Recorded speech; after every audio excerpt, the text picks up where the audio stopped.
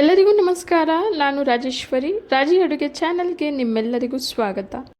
ಇವತ್ತಿನ ವಿಡಿಯೋನಲ್ಲಿ ತುಂಬಾ ಸುಲಭವಾಗಿ ತುಂಬಾ ರುಚಿಯಾಗಿರೋ ಮೊಟ್ಟೆ ಬಿರಿಯಾನಿ ಹೇಗೆ ಮಾಡೋದು ಅಂತ ನೋಡೋಣ. ಮೊಟ್ಟೆ ಬಿರಿಯಾನಿ ಮಾಡೋದಕ್ಕೆ ಮೊದಲಿಗೆ ನಾನು ಕುಕ್ಕರ್ಗೆ 3 ಟೇಬಲ್ ಸ್ಪೂನಷ್ಟು ಎಣ್ಣೆನ ಸೇರಿಸ್ತಾ ಇದ್ದೀನಿ. ಎಣ್ಣೆ ಬಿಸಿಯಾದ ನಂತರ 3 ಇಂಚು ಚಕ್ಕೆ, 1 ಸ್ಟಾರ್ ಹೂವು, 5 ಲವಂಗ, 4 ಏಲಕ್ಕಿ, ಅರ್ಧ ಟೀ ಸ್ಪೂನಷ್ಟು ಸೋಂಪು, 1/4 ಟೀ ಸ್ಪೂನಷ್ಟು ಕಲ್ಲು ಹೂವು, 1 ಟೀ ಸ್ಪೂನಷ್ಟು ಕಸೂರಿ ಮೆಥಿಯನ್ನು ಸೇರಿಸ್ಕೊಳ್ತಾ ಇದ್ದೀನಿ. ನಂತರ ನಾನಿಲ್ಲಿ 3 ಈರುಳ್ಳಿ, 3 ಟೊಮೆಟೊ, 1 ಕೈ ಹಿಡಿಯಷ್ಟು ಕೊತ್ತಂಬರಿ ಪುದೀನ, 1 ಹಸಿಮೆಣಸಿನ್ಕಾಯನ್ನು ಹೆಚ್ಚಿಟ್ಕೊಂಡಿದ್ದೀನಿ. ಮೊದಲು ಹಸಿಮೆಣಸಿನ್ಕಾಯಿ, ನಂತರ ಹೆಚ್ಚಿಟ್ಕೊಂಡಿರೋ ಈರುಳ್ಳಿಯನ್ನು ಸೇರಿಸಿ ಮೀಡಿಯಂ ಫ್ಲೇಮಲ್ಲೇ 2 ನಿಮಿಷ ಫ್ರೈ ಮಾಡ್ಕೊಳ್ಳೋಣ. 2 ನಿಮಿಷದ ನಂತರ ಹೆಚ್ಚಿಟ್ಕೊಂಡಿರೋ ಪುದೀನ, ಕೊತ್ತಂಬರಿ ಎರಡನ್ನೂ ಸೇರಿಸಿ ಸ್ವಲ್ಪ ಫ್ರೈ ಮಾಡಿ ಈಗ ಗ್ಯಾಸ್ ಫ್ಲೇಮನ್ನು ಲೋ ಫ್ಲೇಮಲ್ಲಿ ಇಟ್ಟು ಇದು ಫ್ರೈ ಆಗೋ ಅಷ್ಟರಲ್ಲಿ ನಾವು ಬಿರಿಯಾನಿಗೆ ಬೇಕಾಗಿರೋ ಮಸಾಲಾನ ರುಬ್ಕೊಳ್ಳೋಣ. ಈಗ ಒಂದು ಜಾರ್ಗೆ 2 ಇಂಚು ಶುಂಠಿ, 1 ಗಡ್ಡೆ ಬೆಳ್ಳುಳ್ಳಿ, 5 ಒಣಮೆಣಸಿನ್ಕಾಯಿ, 1 ಇಂಚು ಚಕ್ಕೆ, 3 ಲವಂಗ ಇಷ್ಟನ್ನು ಸೇರಿಸಿ ಮೊದಲು ತರತರಿಯಾಗಿ ರುಬ್ಕೊಂಡು ನಂತರ ಸ್ವಲ್ಪ ನೀರನ್ನು ಸೇರಿಸಿ ನೈಸಾಗಿ ಪೇಸ್ಟ್ ಮಾಡ್ಕೊಳ್ಳೋಣ. ರುಬ್ಕೊಂಡಿರೋ ಮಸಾಲ ಪೇಸ್ಟನ್ನು ಈಗ ಕುಕ್ಕರ್ಗೆ ಸೇರಿಸಿ 2 ನಿಮಿಷ ಫ್ರೈ ಮಾಡ್ಕೊಳ್ಳೋಣ.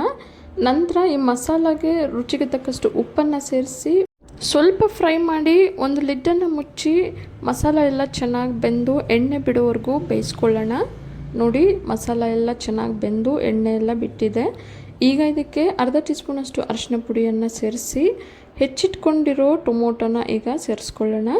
ನಾನಿಲ್ಲಿ ಫಾರಮ್ ಟೊಮೊಟೊನ ಬಳಸಿದ್ದೀನಿ. ಫಾರಮ್ ಟೊಮೊಟೊ ಬದಲಿಗೆ ನಾಟಿ ಟೊಮೊಟೊವನ್ನು ಸಹ ನೀವು ಬಳಸ್ಕೋಬಹುದು. ಖಾರ ಜಾಸ್ತಿ ಇಷ್ಟಪಡೋರು ಮಸಾಲ ರುಬ್ಕೋಬೇಕಾದ್ರೆ ಇನ್ನೂ 2 ಒಣಮೆಣಸಿನ್ಕಾಯನ್ನು ಸೇರಿಸ್ಕೋಬಹುದು. ಈಗ ಇದಕ್ಕೆ ಒಂದು ಲಿಡ್ಡನ್ನು ಮುಚ್ಚಿ ಟೊಮ್ಯಾಟೊ ಪೂರ್ತಿಯಾಗಿ ಮೆತ್ತಗಾಗೋವರೆಗೂ ಬೇಯಿಸ್ಕೊಳ್ಳೋಣ. ನೋಡಿ, ಟೊಮ್ಯಾಟೊ ಎಲ್ಲ ಇವಾಗ ಚೆನ್ನಾಗಿ ಬೆಂದಿದೆ. ಈಗ ರುಬ್ಕೊಂಡಿರೋ ಜಾರ್ಗೆ ಸ್ವಲ್ಪ ನೀರನ್ನು ಸೇರಿಸಿ ಇದಕ್ಕೆ ಸೇರಿಸ್ಕೊಳ್ಳೋಣ. ಹಾಗೆ 6 ಗ್ಲಾಸಷ್ಟು ನೀರನ್ನು ಸೇರಿಸ್ಕೊಳ್ತಾ ಇದ್ದೀನಿ. ಅಕ್ಕಿಯನ್ನು ನಾನು 3 ಗ್ಲಾಸ್ ತೊಗೊಂಡಿದ್ದೀನಿ, ಅದಕ್ಕೆ 6 ಗ್ಲಾಸು ನೀರನ್ನು ಸೇರಿಸ್ಕೊಳ್ತಾ ಇದ್ದೀನಿ.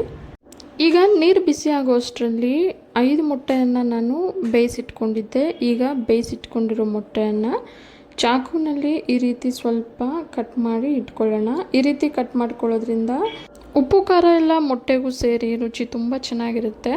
ಮೊಟ್ಟೆಯನ್ನು ಸೇರಿಸಿದ ನಂತರ 3 ಗ್ಲಾಸಷ್ಟು ಸೋನಾ ಮಸೂರಿ ಅಕ್ಕಿಯನ್ನು ಚೆನ್ನಾಗಿ ತೊಳೆದು ನೆನೆಸಿಟ್ಟಿದ್ದೆ. ಈಗ 20 ನಿಮಿಷ ನೆನೆಸಿಟ್ಟಿರೋ ಅಕ್ಕಿಯನ್ನು ಸೇರಿಸ್ಕೊಳ್ತಾ ಇದ್ದೀನಿ. ನಂತರ ರುಚಿಗೆ ತಕ್ಕಷ್ಟು ಉಪ್ಪು, ಸ್ವಲ್ಪ ಹೆಚ್ಚಿಟ್ಕೊಂಡಿರೋ ಕೊತ್ತಂಬರಿ ಸೊಪ್ಪನ್ನು ಸೇರಿಸಿ ಒಂದು ಸಲ ನಿಧಾನಕ್ಕೆ ಮಿಕ್ಸ್ ಮಾಡ್ಕೊಳ್ಳೋಣ. ಈಗ ಇದಕ್ಕೆ ಅರ್ಧ ಟೀ ಸ್ಪೂನಷ್ಟು ಖಾರದ ಪುಡಿ, 1 ಟೀ ಸ್ಪೂನಷ್ಟು ಧನಿಯಾ ಪುಡಿ, ಅರ್ಧ ಟೀ ಸ್ಪೂನಷ್ಟು ಬಿರಿಯಾನಿ ಮಸಾಲಾನ ಸೇರಿಸ್ಕೊಳ್ತಾ ಇದ್ದೀನಿ. ಮಸಾಲ ಪುಡಿಗಳನ್ನ ಸೇರಿಸಿದ ನಂತರ ನಿಧಾನಕ್ಕೆ ಮತ್ತೊಮ್ಮೆ ಮಿಕ್ಸ್ ಮಾಡಿ ಕುಕ್ಕರ್ ಲಿಡ್ನ ಮುಚ್ಚಿ 2 ವಿಸಿಲ್ ಕೂಗಿಸ್ಕೊಳ್ಳೋಣ. 2 ವಿಸಿಲ್ ಬಂದು 20 ನಿಮಿಷದ ನಂತರ ಕುಕ್ಕರ್ ಲಿಡ್ನ ತೆಗೆದು ನೋಡೋಣ. ನೋಡಿ, ಈಗ ಎಷ್ಟು ಚೆನ್ನಾಗಿ ಬಂದಿದೆ. ತುಂಬ ಮಸಾಲ ಇಷ್ಟಪಡದೇ ಇರೋರು ಈ ರೀತಿ ಕಡಿಮೆ ಮಸಾಲ ಪದಾರ್ಥಗಳನ್ನು ಬಳಸಿ ತುಂಬಾ ರುಚಿಯಾಗಿರೋ ಎಗ್ ಬಿರಿಯಾನಿನ ಮಾಡ್ಕೋಬಹುದು. ಈ ಎಗ್ ಬಿರಿಯಾನಿಯನ್ನು ಬಿಸಿ ಬಿಸಿಯಾಗಿ ರೈತ ಜೊತೆ ಅಥವಾ ನಿಮಗೆ ಇಷ್ಟವಾಗೋ ಯಾವುದೇ ಗ್ರೇವಿ ಜೊತೆ ಸರ್ವ್ ಮಾಡ್ಕೋಬಹುದು.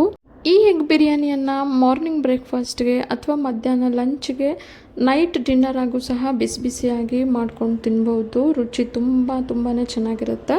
ಮನೆಗೆ ಯಾರಾದರೂ ಗೆಸ್ಟ್ ಬಂದಾಗ ದಿಢೀರಂತ ತುಂಬಾ ಕಡಿಮೆ ಸಮಯದಲ್ಲಿ ಈ ರುಚಿಯಾದ ಎಗ್ ಬಿರಿಯಾನಿಯನ್ನು ಮಾಡ್ಕೋಬಹುದು. ಇವತ್ತಿನ ಸ್ಪೆಷಲ್ ಎಗ್ ಬಿರಿಯಾನಿ ನಿಮಗೆಲ್ಲ ಇಷ್ಟ ಆಗಿದೆ ಅಂದ್ಕೊಂಡಿದ್ದೀನಿ. ಇಷ್ಟ ಆಗಿದ್ರೆ ಈಗಲೇ ಒಂದು ಲೈಕ್ ಮಾಡಿ, ಹಾಗೆ ನಿಮ್ಮ ಫ್ಯಾಮಿಲಿ ಆ್ಯಂಡ್ ಫ್ರೆಂಡ್ಸ್ ಜೊತೆ ಶೇರ್ ಮಾಡಿ. ಮತ್ತಷ್ಟು ಸುಲಭ ಹಾಗೂ ರುಚಿಯಾದ ರೆಸಿಪಿಗಳಿಗೋಸ್ಕರ ರಾಜಿ ಅಡುಗೆನ ಸಬ್ಸ್ಕ್ರೈಬ್ ಮಾಡಿ.